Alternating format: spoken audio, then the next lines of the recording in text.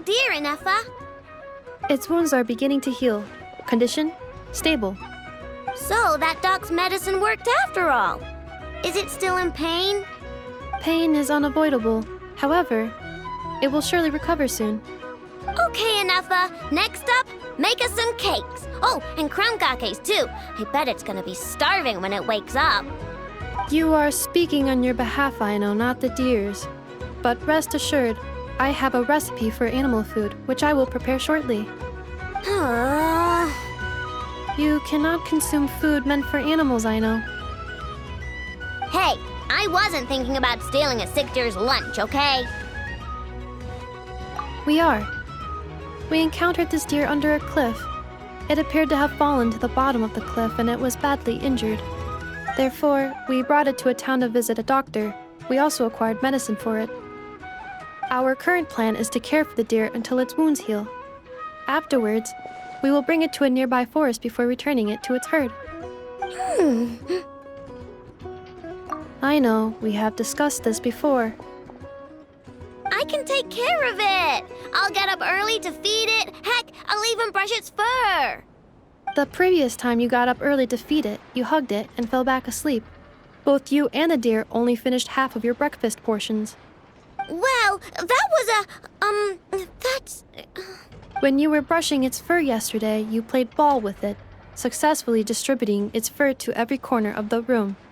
And it clogged my vacuum cleaner when I tried to clean it up.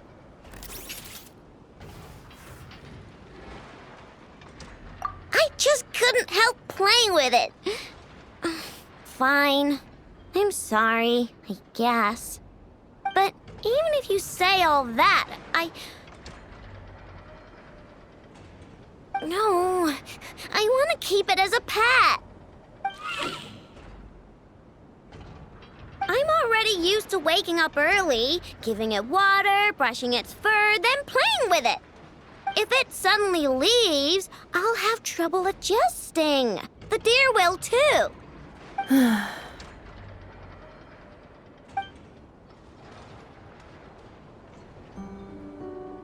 Look, even the deer doesn't want to go. I am incapable of understanding deer speech, I know. Well, just look at it. Haven't you heard actions speak louder than words? It loves me this much. If only the deer could talk. It could do all the persuading then. And then I could tell it to stop helping you eat the vegetables in your breakfast every morning. What? Inefa, how'd you know? I did not know. It was merely a guess. You have proven it correct. Ugh, you're such a big, sneaky, lying meanie, Inefa. Tomorrow morning, I will supervise both of you as you take your breakfast. Little dearie, you gotta eat your breakfast, or you're never gonna grow up big and strong. I know. There is still lacquerberry residue hanging from the corner of its mouth. Huh? What? Its recovery is progressing smoothly. In a few more days, we can ask Miss Lauma to send it back to its herd. I know.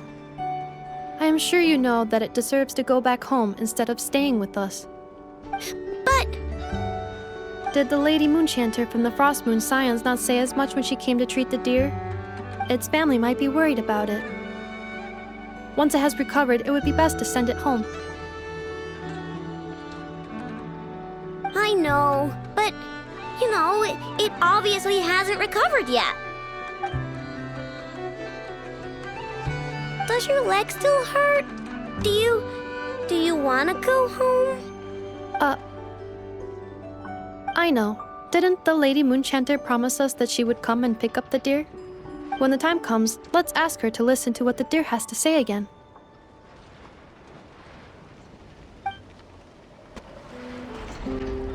Hello, Miss Lauma.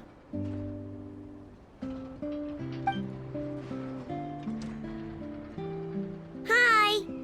Hello, you two. Please allow me to inspect the little rhyme-horned deer once more.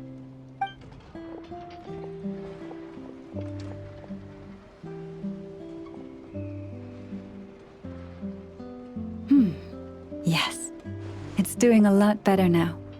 I believe it can take care of itself.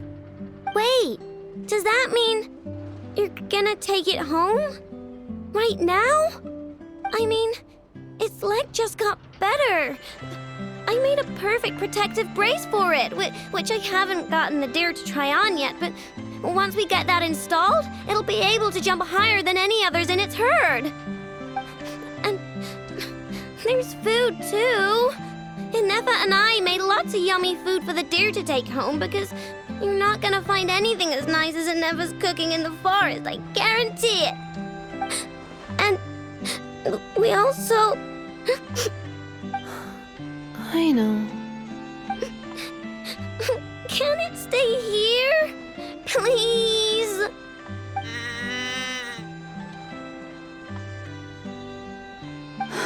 Of course. I'll let them know. It says, "Thank you so much, Aino and Anefa." Huh? Please don't be sad, or I'll cry too. Actually, I'm almost about to cry. But deer eyes get uncomfortable when we do. Then, could you maybe not leave?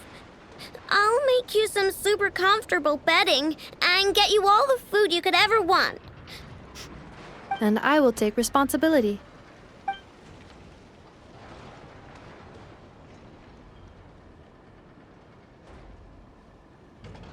It's asking you to go over and brush its fur.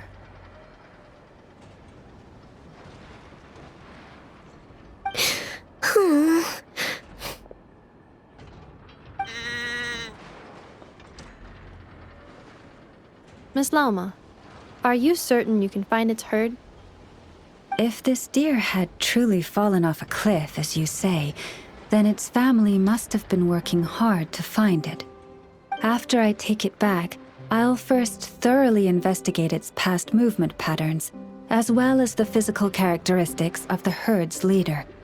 Although Nodkrai's deer population is large and scattered, this simply makes success a question of time and effort, and of following the many intertwined clues to locate the herd.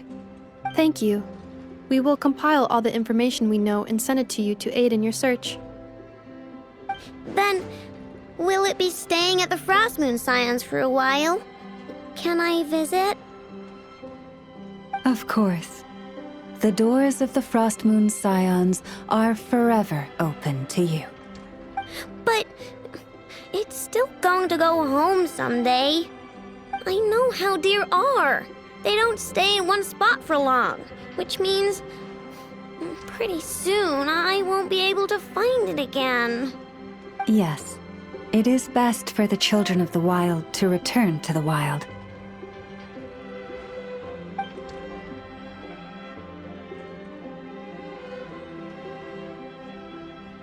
However, it will take some time to locate its herd. While it stays with the Scions, you may feel free to visit at any time. I'm sure the little one has many, many more things it wants to say to you. Then I'll visit the Scions every Tuesday. On Mondays, Wednesdays, and Fridays, I've got to do maintenance on Anefa. And on Thursdays, I have to sort out the circuitry around here. So I'm only free on Tuesdays. Of course. Feel free to visit whenever the urge strikes you. Unless anything out of the blue occurs, you may always find me near the Frost Moon Scions library. All right, it's a promise. Let me think what else I need to tell you. Ah, right. I better write down everything you said. Oh, but there's so much I want to say and so little time. I believe there will be enough time to say your farewells.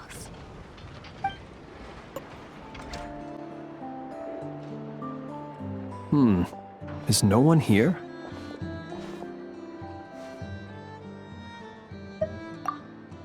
Well, hello. This is certainly a most joyful encounter.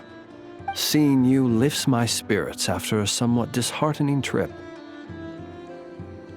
I wouldn't say anything's the matter, merely that I am dealing with some unexpected circumstances. I recently learned of a collector in Nashatown who, due to financial concerns, has been obliged to offer a pair of ancient coins for sale. I'm told she's a little eccentric and doesn't reply to letters, so I came out here myself to see if I could arrange a deal. I needed to come to town anyway to pick up some supplies, so I thought I'd pay her a visit on the way. Unfortunately, she doesn't appear to be home. More's the pity. It's just a little hobby of mine. Everyone has something that tickles their fancy, am I right? For me, it's old coins and gemstones. Time is the best filter. Anything that can make it through the sieve of time is almost guaranteed to be of good quality. The style, pattern, and condition of a coin convey a lot of information. They can tell you, for instance, how many moons it has seen before finding its way into my hands. Think about it. A coin may have passed through 10,000 people's hands, brought them happiness or sorrow, and witnessed a multitude of moments in their lives. The weight of time it contains is far heavier than its appearance would suggest. It is a witness to the past and something that has value in the present day, which makes it more than worth collecting. These coins have been stuck in my mind these last few days. What do they look like? What stories can they tell? If I can't meet this collector, I fear all desire to return home shall desert me. Look at me, rambling on about coins without a thought for the friend standing by my side. Let me think of a more interesting topic to make up for boring you just now. Ah, yes. Recently, I purchased a beautiful azure gemstone from a Fontanian merchant. It had long slumbered at the bottom of the ocean until being recovered just some days ago. I was told it was once embedded in the sword of a champion duelist at the court of Fontaine, while another story claims it was a pirate crew's prized treasure.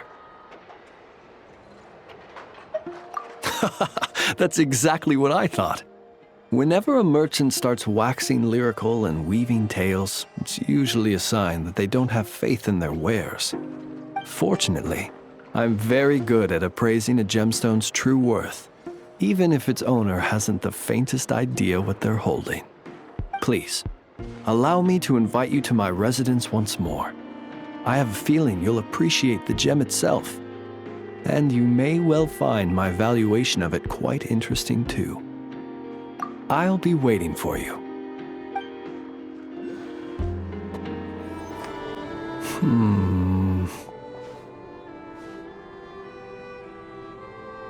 There is indeed quite a lot. After accounting for daily necessities and emergency supplies, there's still enough to set aside in case of sudden visits from my colleagues. After all, my personal requirements are modest. It would be a waste not to save the excess and use it to help others in need. Lamp oil, candles, leather, paper, and pens. Oh, and a few bottles of strong liquor, and some emergency food, of course. Judging by your expression, I can tell you're wondering, what emergency food did you buy? Exactly. These supplies need to stand the test of time, so all of this food has undergone special processing. I assure you, unless you're on the brink of starvation, you don't want to try it. The cured meat, for example, is as tough as tree bark, and the biscuits taste like tossed-out newspaper. Even if you soak them in milk or vegetable soup, the best you could hope for is soggy newspaper. Well, there are times when one has no other choice. I've tried to extract nutrients from this food before.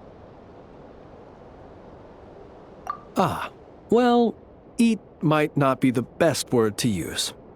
I have a somewhat more efficient method. Here, I'll show you.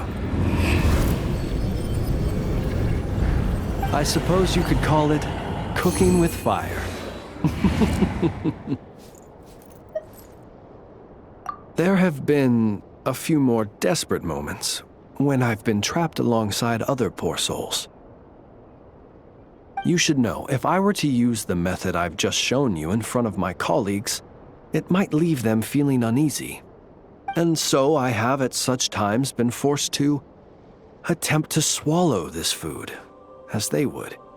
Though try as I might, I really was unable to swallow it. In the end, I broke it down into smaller pieces, some of which I stuffed into my mouth and some of which I dropped into my lantern when no one was looking.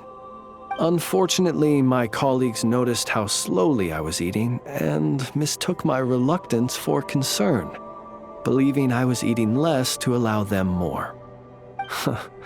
After that, they patted me on the back and enthusiastically filled my arms with more cured meat and biscuits.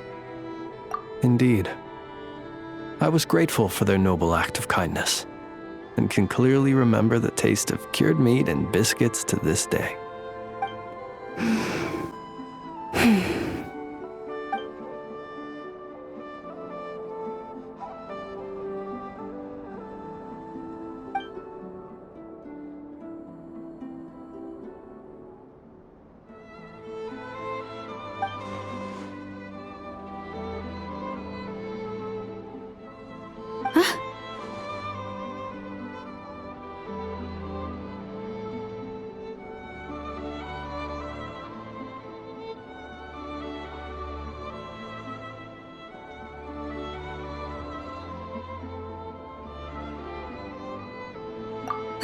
It's you, traveler. I trust you're well.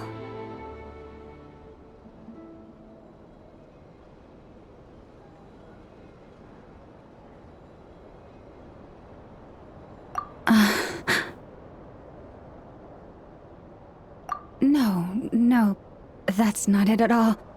It's just, my antlers are quite heavy. I almost toppled over. It gave me quite a shock.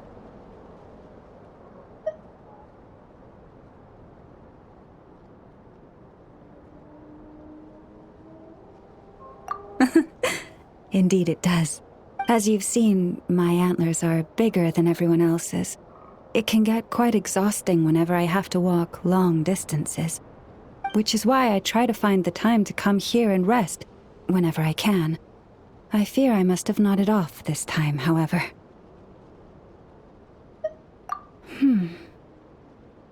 I'm afraid nothing much helps beyond finding somewhere to sit down every now and then and taking a rest. Miss Aino once offered to produce a mechanical device that would help support my neck and antlers. While I was grateful, it didn't seem to be entirely... how should I put it? Yes, that's a fine choice of word. Someone in my role needs to maintain a certain image.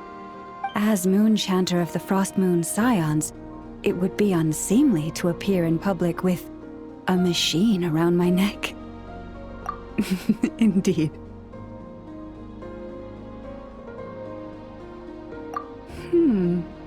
That's actually... I must say I found that quite the amusing mental image. Thank you. A good laugh was exactly what I needed to chase the tiredness away. Don't be a stranger. Feel free to drop by whenever you're passing through. I'll make sure we have all the fresh fruit you can eat.